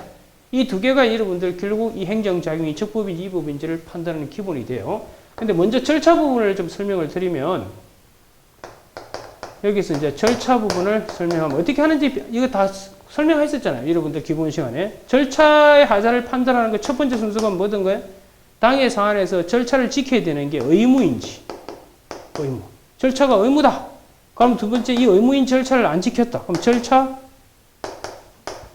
하자가 있는지 이걸 검토하고요. 그 다음 세 번째 절차 하자가 있다고 했을 때 이 절차 하자만으로도 독자적 위법 사유가 되는지 기억나실 거예요. 그 다음 네 번째 독자적 위법 사유가 된다고 했을 때 그 위법성의 정도 이 정도가 취소 사유인지 무효 사유인지 이걸 판단하셔야 되고 마지막으로 다섯 번째 보통은 취소 사유로 본다고 배우셨을 거예요. 그럴 때 이 하자가 치유됐는지 여기까지 진행을 하셔야 됩니다. 절차가 시험에 나오면 이 5가지 포맷을 읽지 않도록 하시기 바랍니다. 이건 아마 정규 시간 때 여러분 배우셨을 테니까 그래서 그 절차상 하자 이거 나와 있을 거예요. 그죠? 첫 번째 절차 하자의 위법성 판단은 먼저 절차가 의무인지 이 의무인지 아닌지 판단하실 때 기본적으로 예를 들어서 여러분 뭐 사전 통지를 해야 될 사항이다. 아니면 뭐 이유 제시를 해야 될 사항이라 하더라도 그게 바로 의무사항이 되는 게 아니죠. 항상 뭐가 있다는 거 제가 체크하라고 그랬죠. 항상 예외 사유가 있다는 거. 그 예외 사유에 해당하면 사전 통지든 이유 제시든 이 자체가 의무가 안 되게 되니까요. 그럴 때는 안 거치더라도 위법이 되지 않는 거거든요. 그죠? 그래서 그거 보시면 여기 나와 있어요. 의무인지 확정하고 이때 예외 사유인지 반드시 판단하라고 했었고요. 그 다음에 이제 절차를 기el한 하자가 있는지 살펴보고 절차 하자가 있는지 드러나면 그것만으로도 위법이라고 해야 되는지 그럼 위법성의 정도는 어떻게 되는지 치유되는지 이 순서로 쭉 검토해 들어가시면 됩니다. 됐나요? 이제 핵심은 이제 그 다음 내용이에요. 이 내용을 이제 여러분이 좀 잘 정리를 하셔야 되는데 자 7번 봅시다. 이제 여러분 시험에서 첫 번째 하자가 이제 절차상 하자고요. 절차상 하자고 이제 두 번째가 이제 내용상 하자예요. 내용상 하자인데 내용상 하자는 이제 이렇게 판단하시면 돼요. 기본적으로 여러분들 이제 법이 주어지게 될 겁니다. 여러분 참조 조문이 주어지게 될 텐데 그 법이 기본 요건은 아시죠? 요건 플러스 뭐로 구성이 되어 있다고? 효과로 이렇게 구성이 되어 있을 겁니다. 그러면 내용상 하자는 아시다시피 법률 유보 문제와 법률 우위 문제 이렇게 나뉘는 거 아실 거예요. 먼저 법률 유보 문제 같은 경우는 이제 이게 법률 유보가 적용되는 분야인가 아닌가가 문제가 될 텐데 일단 어떤 행정작용을 할 수 있는 법의 근거가 참조 조문에 주어져 있을 때는 그때는 법률 유보 위반은 문제될 게 없습니다. 그런데 법이 없을 때 문제예요. 없을 경우에는 법률 유보가 적용되는 분야인지 아닌지 이걸 판단하셔야 되거든요. 그래서 법률 유보는 첫 번째가 먼저 행정작용의 근거가 없는 경우 이때 이제 법률 유보가 적용되는지 안 되는지 하나 문제가 생기고요. 두 번째 행정작용의 법적 근거가 있다 하더라도 이게 아까 우리 법규명령 형식의 행정규칙 여기에 들어가 있다. 그게 행정작용의 근거다. 그럴 경우에 이제 이게 항상 문제가 생기는 겁니다. 이걸 아까 우리가 법으로 볼 수도 있고 법으로 보지 않을 수도 있다고 그랬잖아요. 법으로 보는 입장에 의하면 이에 근거해가지고 행정작용했으면 법률유보 위반은 없는 거라고. 법에 근거 있으니까. 그런데 이걸 행정규칙으로 보게 되면 이거는 법률유보 위반이 될 수 있어요. 그래서 법률유보 같은 경우는 애시당초 법적 근거가 없는 경우가 있더라도 그게 법규명령 형식의 행정규칙에 근거하고 있는지 아닌지 그럴 때는 이 반드시 이 행정작용에 즉 법규명령 형식 행정규칙의 법적 성질을 반드시 규명하라는 거 이거 까먹으면 안 돼요. 그리고 실제 시험 여러분 사례에서 법률 여부가 문제돼요. 그건 별로 문제 안 돼요. 이건 여러분 시험에서는 그렇게 중요하지 않습니다. 남은 게 뭐겠어요? 법률 우위. 이게 즉 법에 있으면 법이 있을 때 그 법에 거스르지 말라는 거거든요. 아시다시피 법률 우위에서 법에 거스르지 마라. 법에 반하지 마라. 이게 법률 우위잖아요. 이때 법은 성문법, 불문법 다 들어간다는 거 배우셨을 거예요. 시험은 특히 이 불문법 위반인가 아닌가 핵심이 될 겁니다. 그럼 이건 어떨 때 쓰느냐? 그걸 이해를 하셔야 되는데 그럼 법이 있으면 법은 요건 플러스 어떻게 구성되어 있다고? 효과로 이렇게 구성이 되어 있을 거라고요. 그럼 일단 요건이 충족돼야 그 효과로서 뭔가를 선택하는 구조로 되어 있다고. 예를 들어서 여러분들 만약에 1, 2요건 충족하면 법에 보면 이제 운전면허 취소 내지 정지할 수 있다. 법이 이렇게 되어 있잖아요. 그럼 일단 1, 2요건이 갖춰져야 그 다음 이걸 택할 수가 있는 거예요. 그죠? 그래서 먼저 요건이 반드시 갖춰졌는지 체크하는 거 까먹으면 안 돼요. 특히나 이 요건 관련해서 반드시 하나 시험에 나오는 게 뭐예요, 여러분들? 판단 여지. 이걸 반드시 체크를 하셔야 돼요. 그럼 요건이 갖춰졌다는 전제하에 이제 효과로 넘어오는 거예요. 넘어와가지고 이게 기속인지 재량인지에 따라서 이제 결판이 다르게 되는 겁니다. 그 부분이 이제 여러분이 이게 불문법을 써야 될 기본 원리가 나오는 거예요. 그래서 이 효과 부분 관련해서는 이게 기속인지 재량인지 이걸 반드시 구분하셔야 돼요. 그래서 아까 우리가 행정작용의 법적 성질을 규명할 때 기속인지 아니면 뭐 재량인지 이렇게 나눴던 거예요. 그럼 기속일 때는 효과가 이례적으로 정해져 있을 거 아니에요. 그럼 요건 갖추면 법에 나와 있는 효과 그대로 하면 적법, 안 하면 위법이 되는 거예요. 그래서 이 기속은 별 문제될 게 없습니다. 그런데 시험에서는 뭐가 나오겠어요? 재량이 문제예요. 여러분 이미 배웠다시피 재량일 때는 위법, 적법 바로 판단 못하는 거 아시죠? 그래서 이건 재량에 뭘 검토해야 된다고? 한계를 검토해야 된다고 배우셨을 겁니다. 그래서 이 재량 한계 검토에서 세 가지 배우셨죠? 일탈, 남용, 불행사 이 세 가지. 특히 이 남용 이게 바로 여러분 그 유명한 행정법의 일반 원칙에 반합니다. 이거 가지고 판단하는. 여기서 여러분이 써먹어야 될 게 이제 비례의 원칙, 신뢰보부터 쭉 이걸 여러분이 활용을 하는 거라고. 그래가지고 내용 파트에 있어서 위법적법을 판단하게 되는 겁니다. 오늘 아마 처음 배우게 될 사례들이 이런 걸 중심으로 아마 연습을 하게 될 거거든요. 오케이? 그래서 기본적으로 여러분들 시험에서 행정작용이 적법인지 위법인지 척도는 준의 재량 가지고 판단하지만 여러분 시험은 주로 다 뭐 가지고 판단한다고 여러분들? 절차와 내용의 문제고 절차는 아까 그런 메커니즘으로 위법성을 판단하시면 되고요. 내용상 하자는 크게 이제 법률 유보 문제와 법률 우위 문제로 나눠서 접근하는데 법률 유보는 여러분 기본 시간에 배웠다시피 그 정도 지식만 특히 약술적 형태에서 주로 문제가 될 거고 여러분 사례에서는 별 문제 안 될 겁니다. 그럼 남은 건 이제 법률 우위고 법률 우위라는 건 법이 존재하고 있을 때 그 법은 성문이 될 수도 있고 불문이 될 수도 있습니다. 그 법에 거스르지 마라, 반하지 마라는 건데 그럼 법은 기본적으로 요건 플러스 효과로 되어 있기 때문에 요건에도 반하면 안 되고 효과에도 반하면 안 되는 거예요. 그래서 요건이 충족이 안 됐는데 효과로 갔다. 무조건 이 법이에요. 다만 요건 판단과 관련해서 여러분 시험에서 문제가 되는 게 뭐라고 배우셨죠? 판단 여지. 됐죠? 그럼 이게 갖췄다는 전자의 효과로 넘어옵니다. 그럼 효과를 선택하는 게 이례적으로 정해져 있는 게 기속이잖아요.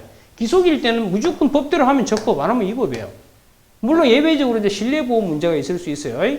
근데 그런 것까지 여러분 시험에 출제되기는 어려울 것 같아요. 기속에서. 주로 시험은 뭐가 나오겠어요? 재량입니다. 그럼 재량은 여러분들 도 아니면 뭐가 아니라고 배웠잖아요. 그때는 재량에 뭘 검토해야 된다고? 한계 검토. 그 한계 검토에서 이제 여러분들이 배웠던 그 유명한 행정법의 일반 원칙 가지고 이 재량, 즉 선택한 것이 한계를 벗어났는가 안 벗어났는가를 판단하게 된다는 거. 오케이? 예, 그걸 전제하고 이제 교과서를 봅시다. 자, 9페이지 한번 볼까요? 그래서 내용상 하자에서 보세요. 그 동그라미 1번 있죠? 내용상 하자에서 옆에다가 법률 유보라고 적어 두시고요. 그 다음 밑에 2번, 3번 넘겨보시면 이제 4번까지 다 합치면 이게 법률 우위 문제가 되는 거예요. 법률 유보는 여러분 시험에서 크게 문제가 안 돼요. 다만 문제가 되는 게 몇 가지 영역이 있는데 그 제 뒤에서 사례 풀면서 설명을 좀 할 겁니다. 그래서 동그라미 1번에 보시면 법적 근거가 없는 경우, 법적 근거가 있더라도 당의 법규범의 법적 성질이 문제되는 이게 뭐예요? 이게 바로 이제 당의 법규범의 법적 성질이 법규민의 형식의 행정규칙으로 나올 때 문제라고 해요. 우리가 법률 유보에서 말하는 법은 법규성이 있는 법이거든요. 그럼 법규성이 없는 법에 근거해서 만약 행정작용을 했다. 그리고 그게 법률 유보가 적용되는 분야다. 그럼 법률 유보 위반으로 이 법이 될 수 있다는 거예요. 이해가 되셨을 거고요. 그래서 기본적으로 법률 유보는 침익 분야에서 주로 적용이 돼요. 그럼 침익 분야라면 법에 없이 했다. 그럼 이 법인 거예요. 기본적으로. 그런데 애매모호한 영역도 있다고요. 그래서 몇 가지 영역들이 있는데 그 몇 가지 적어놨고요. 여러분 시험에서는 특히 동그라미 니은에 보시면 직권 취소 철회, 그 다음 행정지도, 그 다음 나중에 그 경찰 분야 넘어가시면 그 개괄적 수권 정황에 의한 근거한 경찰권 발동에서 문제가 될 거예요. 그 다음 나중에 또 보시면 행정조사 이런 경우에 좀 문제가 될 거예요. 그 다음 여기까지 이제 법률 유보고요. 법률 우위가 이제 2번, 3번, 4번으로 내려왔어요.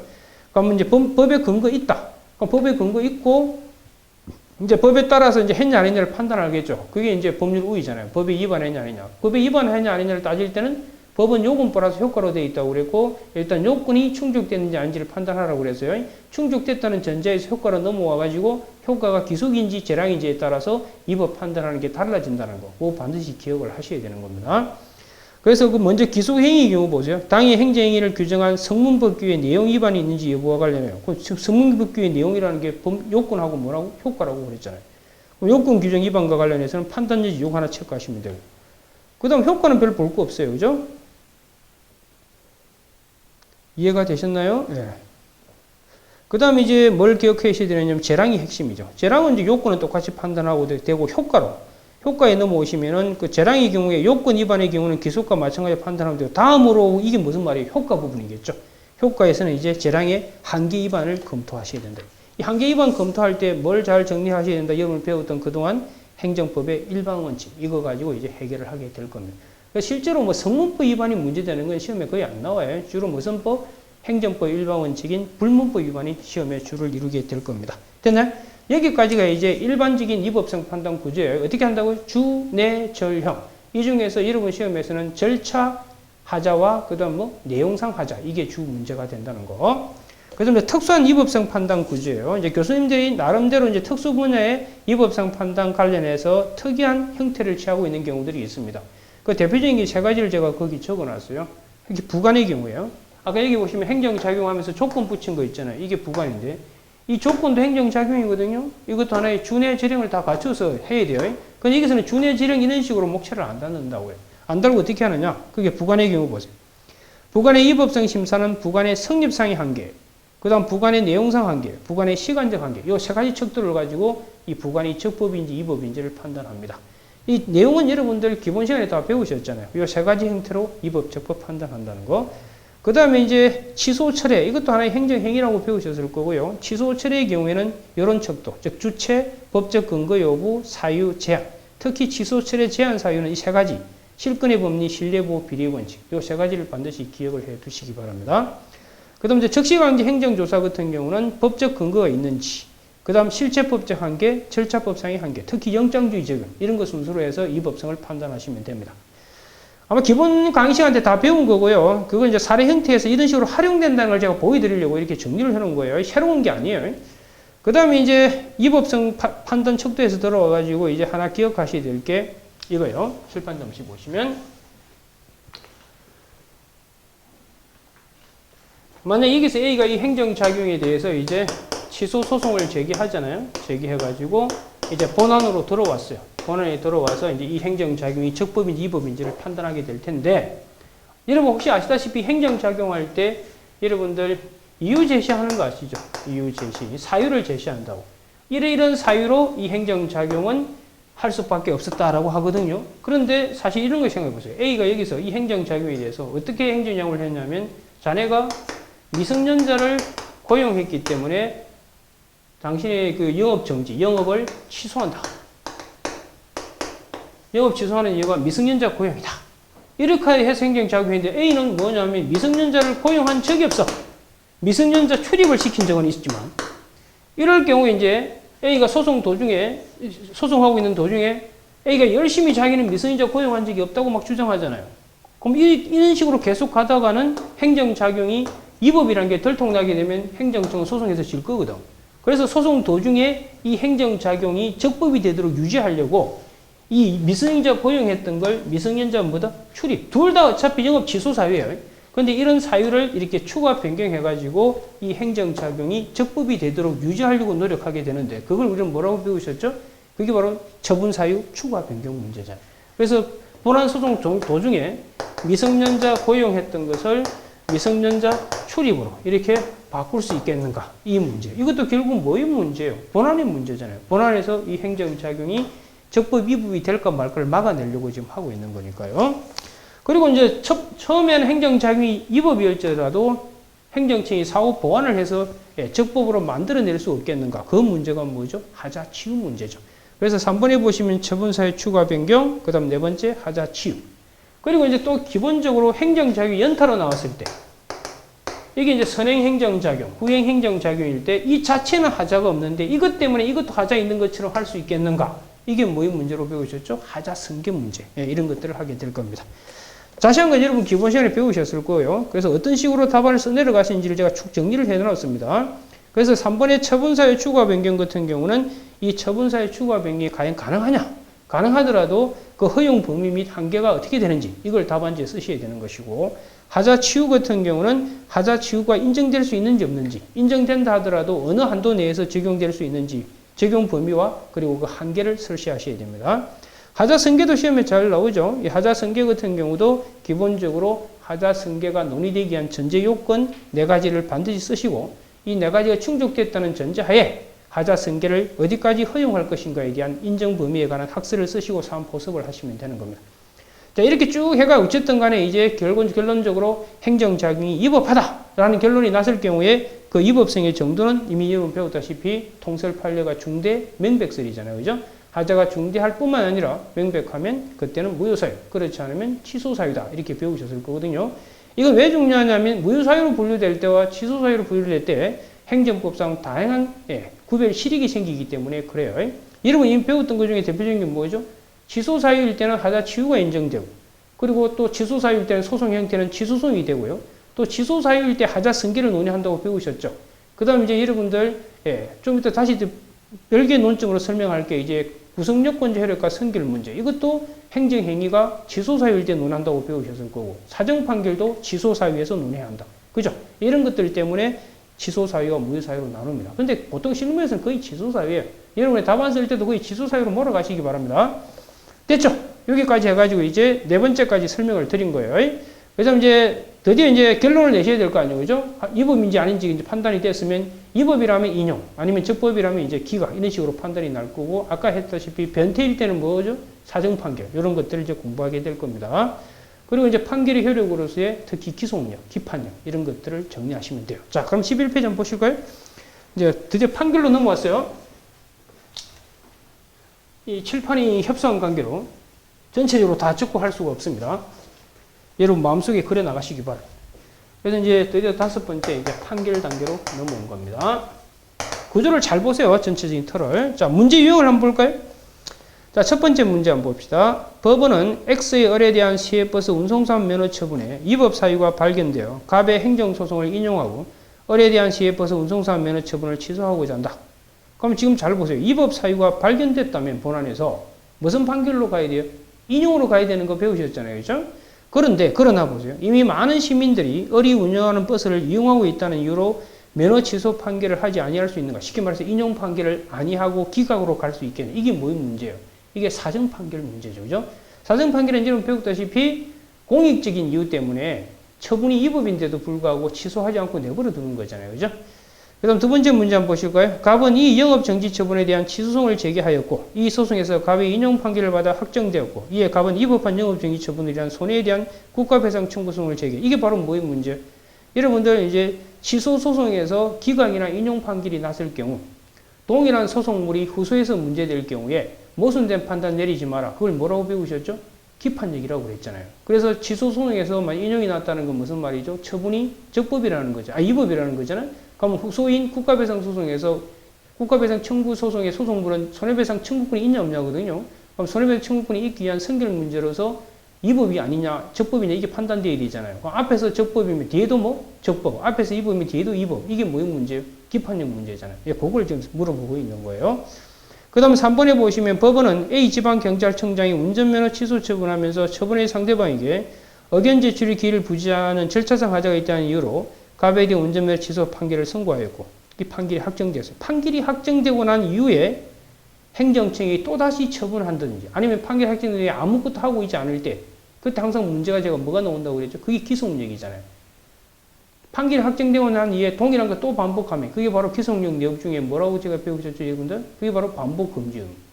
그 다음 특히나 여러분들 어떤 국민이 뭔가를 요구했는데 그걸 거부했는데 국민이 소송에서 이겼다. 그런데도 행정청이 아무것도 안 한다. 이게 뭐의 문제예요? 재처분 의무. 예, 그런 것들 기속력을 중심으로 쓰라는 거예요. 이해가 되셨죠? 그리고 특히 재처분 의무를 행정청이 이행 안 한다. 그때는 간접강제로 넘어가는 거. 그게 4번 문제라고요. 이게 판결 지위에 따른 처분을 하고 있지 않은 동안 갑이 강구할 수 있는 거. 아시겠죠? 그래서 이런 쭉 있는 문제 유형을 통해 가지고 뭘 묻는지를 빨리 체크하는 연습을 하시라 이 말이에요. 이 제 행정법 사례 해결 방법론은요, 상당히 여러분에게 중요한 소스를 제공하고 있다는 걸 명심하시기 바랍니다. 많은 도움이 될 거예요. 그래서 밑에 첫 번째 논점이 사정 판결이죠. 그 사정 판결의 요건이라든지, 그 다음 직권에 의한 사정 판결 가능성, 적용 범위. 적용 범위는 이미 아시다시피 취소 소송에서만 적용된다는 거. 그 다음 기판력은 여러분들 취소 판결이 확정되고 난 이후에 국가배상 소송을 후소 법원에 제기했을 때 항상 문제가 되는 거예요. 그건 나중에 사례 풀면서 같이 한번 보도록 합시다. 그 다음 12페이지 넘어오시면 이제 기속력이죠. 이 기속력은 여러분들 하도 중요해가지고 수업 시간에 제가 자세히 설명을 드렸었을 거예요. 그래서 시험에 나오면 일단 기속력이 뭔지 쓰셔야 되겠죠. 그리고 이제 기속력의 인정 범위, 즉 주관적 범위, 객관적 범위, 시간적 범위, 그걸 쓰신 다음에 그 다음 이제 기속력이 미친다고 했을 경우에 기속력의 내용 세 가지. 뭐예요? 여러분 시험에 나올 건 딱 두 개예요. 반복 금지하고 그 다음 재처분 의무. 그 다음 원상 회복인데 원상 회복은 시험에서 별 의미가 없고요. 그래서 결국은 사안에서 보세요. 취소 확정 판결이 있고 난 이후에 처분이 나온다. 다시 또 나온다. 그때는 반복 금지가 문제되고 아무것도 안 하고 있다. 이때는 재처분 의무가 문제가 될 겁니다. 그러니까 그게 여러분이 뭘 쓰라는지 암시하고 있는 거고요. 그리고 재처분 의무를 이행 안 한다. 그럴 때는 간접 강제로 넘어간다는 거. 그런 메커니즘으로 일을 하시면 돼요. 여기까지가 이제 기본적인 포맷이고요. 그 다음 제가 아까 설명을 드렸습니다만 지금은 이 친구가 이 작용 자체를 문제 삼아 싸웠던 거라면 이제는 작용으로 초래된 A에게 초래된 그 피해, 이 피해를 이제 돈으로 보전하는 거죠. 보전하는 방법이 이제 크게 두 개가 있다는 거예요. 저 행정작용이 적법일 때와 위법일 때 아까 나누라고 그랬잖아요. 적법일 때는 뭐로 간다고요? 손실보상. 위법일 때는 손해배상. 이렇게 접근해서 간다고 제가 설명을 드렸던 겁니다. 이게 이제 여러분 목차에서 이렇게 되고 있어요. 자, 문제 유형을 같이 한번 볼까요? 자, 첫 번째 문제가 보세요. 경찰관 A의 현관문 잠금장치 파손에 대해서 병이 취할 수 있는 행정법상 근익구제 수단을 검토하고 만약 A 현관문 잠금장치 파손이 적법하다면 가장 효과적인 수단과 인용 가능성을 논하라 해놨어요.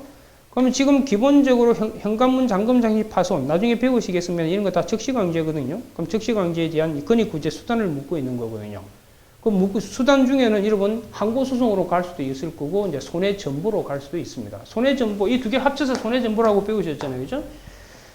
그러면 그 손해배상도 써야 될 것이고. 그런데 만약에 그 적법하다고 하면 이제 어디로 가야 돼요? 손실보상 문제를 써라 이거예요. 아시겠죠? 그다음 두 번째 가백의 국가배상 청구권이 성립하는지 검토하고 성립 요건을 쓰라는 거죠. 그리고 가백의 국가배상 청구 성립하는 경우 원래 여러분도 아시다시피 국가배상은 누가 해요? 국가 지자체가 배상하는 거 배우셨잖아요. 근데 실제 행위한 공무원은 가린 책임을 지지 않는가? 이 문제 배우셨잖아요. 이게 바로 그 유명한 뭐예요?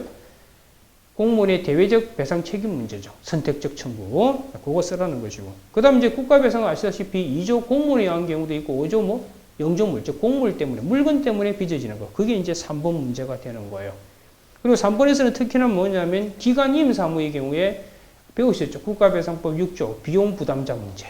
그러니까 영조물의 설치 관리자와 비용 부담자가 다를 경우 공무원의 선임 감독자와 비용 부담자가 다를 땐 비용 부담자도 배상 책임자가 되도록 하는 거. 그걸 이제 3번에서 묻고 있는 겁니다. 알겠죠? 그런 것들을 중심으로 공부하시면 된다는 거예요. 그래서 한번 볼까요? 자, 국가배상인데. 자, 국가배상법 제2조의 배상 책임 성립 요건 간망에 써두고 되고 특히 이제 국가배상 2조 요건 여러분 아시다시피 공무원, 그다음 직무집행 관련, 그다음 고의과실, 그다음 법령위반, 그다음 손해, 인과관계 이런 거 배우셨잖아요. 그중에 시험에서 특히 문제가 되는 게 가실이 있냐 없냐 문제와 법령위반 이 두 개가 핵심이 돼요. 특히 국가배상에서는 직무에서는 부작위 이거 잘 정리해 두라고 그랬잖아요. 그거 좀 생각하시면 되고요. 이중배상은 여러분 시험에서 그렇게 문제는 안 되는데 나중에 사례 풀면서 잠시 보도록 할게요. 그 다음 4번에서는 이제 공무원 책임 문제. 공무원 책임은 아시다시피 대외적인과 대내. 대내는 구상 문제고 대외가 그 유명한 선택적 청구 문제죠. 즉 가해공무원의 대외적 배상 책임 문제를 얘기하는 겁니다. 그 다음 13페이지 오셔가지고 다섯 번째 이제 5조죠. 영조물로 인한 경우. 이것도 승립 요건 잘 설치하셔야 돼요. 그 중에 특히 설치 관리하자. 요거 잘 판단해서 사안 포섭을 잘 하셔야 됩니다. 그 다음 6조. 요거 잘 정리하셔야 돼요. 그 비용 부담자 책임. 그 다음 비용 부담자하고 그 다음 이제 선임 감독 설치 관리자가 다를 경우에는 비용 부담도 되거든요. 이럴 경우에는 국민은 선택할 수 있거든. 그럼 국민의 선택을 받아서 배상한 사람은 최종적으로 누구한테 또 돈을 달라고 요구할 수 있겠는가. 이게 바로 최종 책임 문제죠. 그 6조 1항, 6조 2항. 이거 잘 정리해 두셔야 됩니다. 손실보상은 크게 신경 안 쓰셔도 되는데 뭐 하나만 신경 쓰시면 되느냐 하면 이 경찰관 직무집행법 11조 2. 이것만 하나 기억하시면 돼요. 이게 일종의 경찰관의 직무집행에 의한 손실보상에 관한 일반 규정의 성격을 갖고 있어요. 손해배상과 달리 여러분 배우셨잖아요. 손실보상 일반법이 없어요. 분야별로 개별법이 존재하고 있다고. 특히 경찰관 직무집행 관련해가지고는 이 경찰관 직무집행법 11조 2 요건 이거 잘 정리하셨다가 사안 포섭을 하시면 됩니다. 알겠죠? 자, 이제 기타 나머지 논점을 간단하게 보도록 합시다. 기타 나머지 요건은 뭐뭐 있느냐 하면 칠판 잠시 보세요. 기타 나머지를 이제 정리를 하게 될 텐데 그림을 다시 하나 그립시다.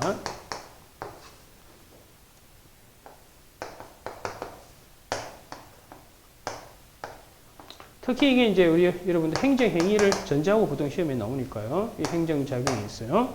첫 번째 여러분이 공부하셔야 될 게 14페이지 잠시 한번 펴보시면 구성요건 효력과 선결 문제죠.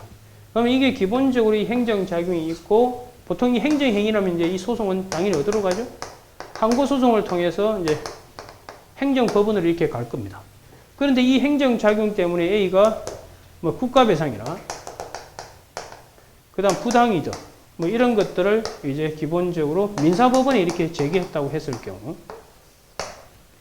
이 경우 민사법원은 행정청이 행한 이 행정행위의 효력이나 위법성을 인정해야 되는지 말은 이 문제를 여러분 시험 시간에 배웠던 게 뭐 이게 바로 그 유명한 구성요건적 효력과 성결 문제죠.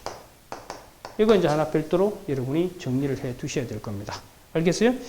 그 다음 하나 기억해야 될 게 뭐냐면 여러분들 이 개인적 공권과 관련해서 행정 개입 청구권 요거 하나 잘 정리하셔야 됩니다.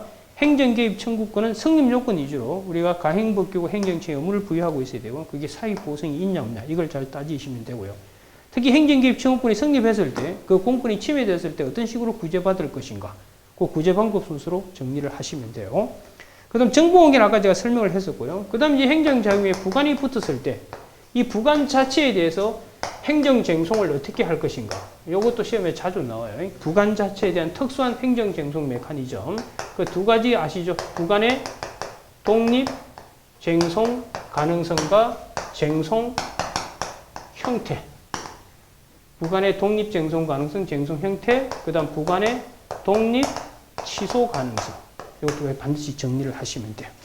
그리고 이제 기본적으로 아까 물었던 질문 중에 구제 방법에 대해서 포괄적으로 묻잖아요. 그럴 때는 순서대로 제가 어떻게 해 나가라고 해서 저 기본 시간 때 첫 번째 행정쟁송, 두 번째가 손해전부, 세 번째 결과제거 이 순서로 풀어 나가시면 됩니다. 알겠죠? 그럼 문제 유형을 같이 한번 볼까요? 13페이지. 자, 한번 보시면 형사법원은 경찰관 A가 현관문 잠금장치를 강제로 파손하여 해제한 후 집안으로 진입한 행위 위법 여부를 그러니까 이게 지금 아까 구성요건 효력과 성결 문제는 민사법원하고 또 하나 더 뭐가 있죠, 여러분? 형사법원. 그죠? 형사법원.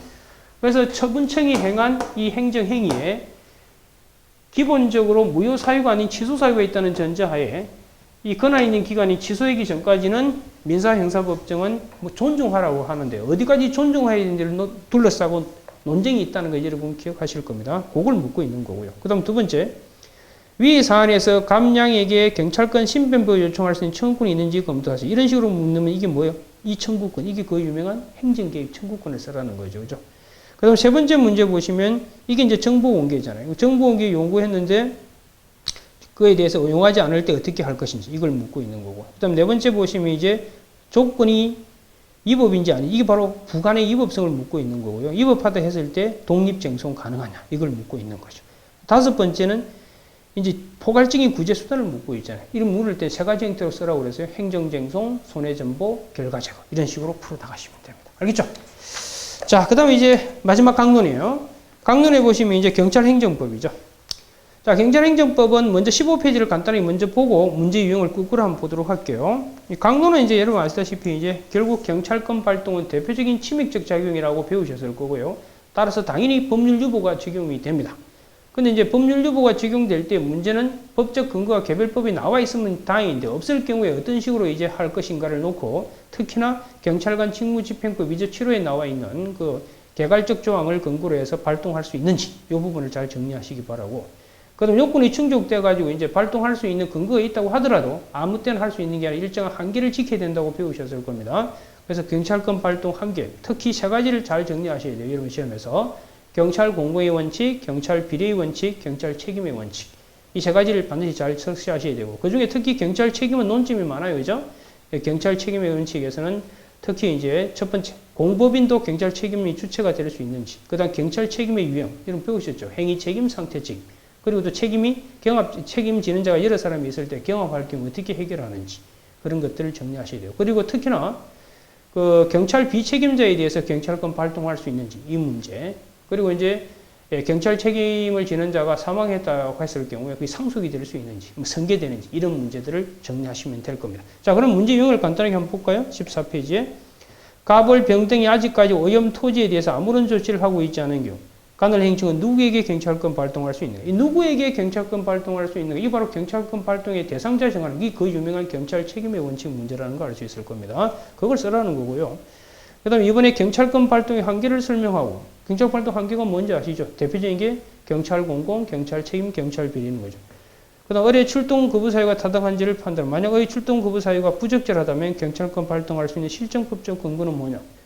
기본적으로 이제 법의 실정법적 근거는 여러분도 아시죠? 개별법에서 찾고 없으면 이제 기본적으로 경찰관 직무집행법으로 넘어가가지고 표준조치 그것도 없다. 그러면 이제 어디로 가야 돼요? 개괄조항에 의해서 발동할 수 있는지 이런 것들을 정리하라 이 말입니다. 알겠죠? 여기까지 해가지고 여러분들 행정법 사례하기 방법론을 총 정리한 거예요. 자, 총체적으로 정리하면 이겁니다. 기본적으로 사례 해결은 총체적으로 어떻게 된다고요? 첫 번째 단계가 설문에 나와 있는 행정작용의 법적 성질을 규명하고 그 법적 성질은 크게 강학상 행정작용 중 어디에 속하는지, 두 번째 기속인지 재량인지 정리하시면 되고요. 그 다음 두 번째 이제 소를 제기한다고 했을 때 소의 적법을 갖췄는지, 그 첫 번째 해야 될 게 뭐예요? 소 제기가 아예 사법심사가 가능한지 그거 하나 검토하시고 가능하다고 했을 때 구체적인 소 제기 요건을 갖춘지 이걸 판단하시면 돼요. 그래놓고 이제 본안으로 들어갔을 때 본안 끝날 때까지 시간이 많이 걸리니까 가구제 검토하시고 그 다음 이제 본안에서는 행정작용이 적법 위반인지 판단하시고요. 아시겠어요? 그래가지고 이제 결론에서 판결해서 결론 내시고 그렇게 하는 게 기본 메커니즘입니다. 그리고 이제 부차적인 논점으로서 몇 가지를 제가 정리해 드린 겁니다. 이 부분은 여러분들 앞으로 계속 사례를 풀어나가면서도 항상 체크하면서 또 확인하면서 앞으로 사례 풀 때 어느 부분과 연결되는지 이것들을 항상 체크하면서 공부하는 거 명심하시기 바랍니다. 알겠죠? 자, 그러면 잠시 쉬었다가 이제 본격적으로 사례를 하나씩 풀어나가도록 하겠습니다. 예, 잠시 쉬도록 할게요.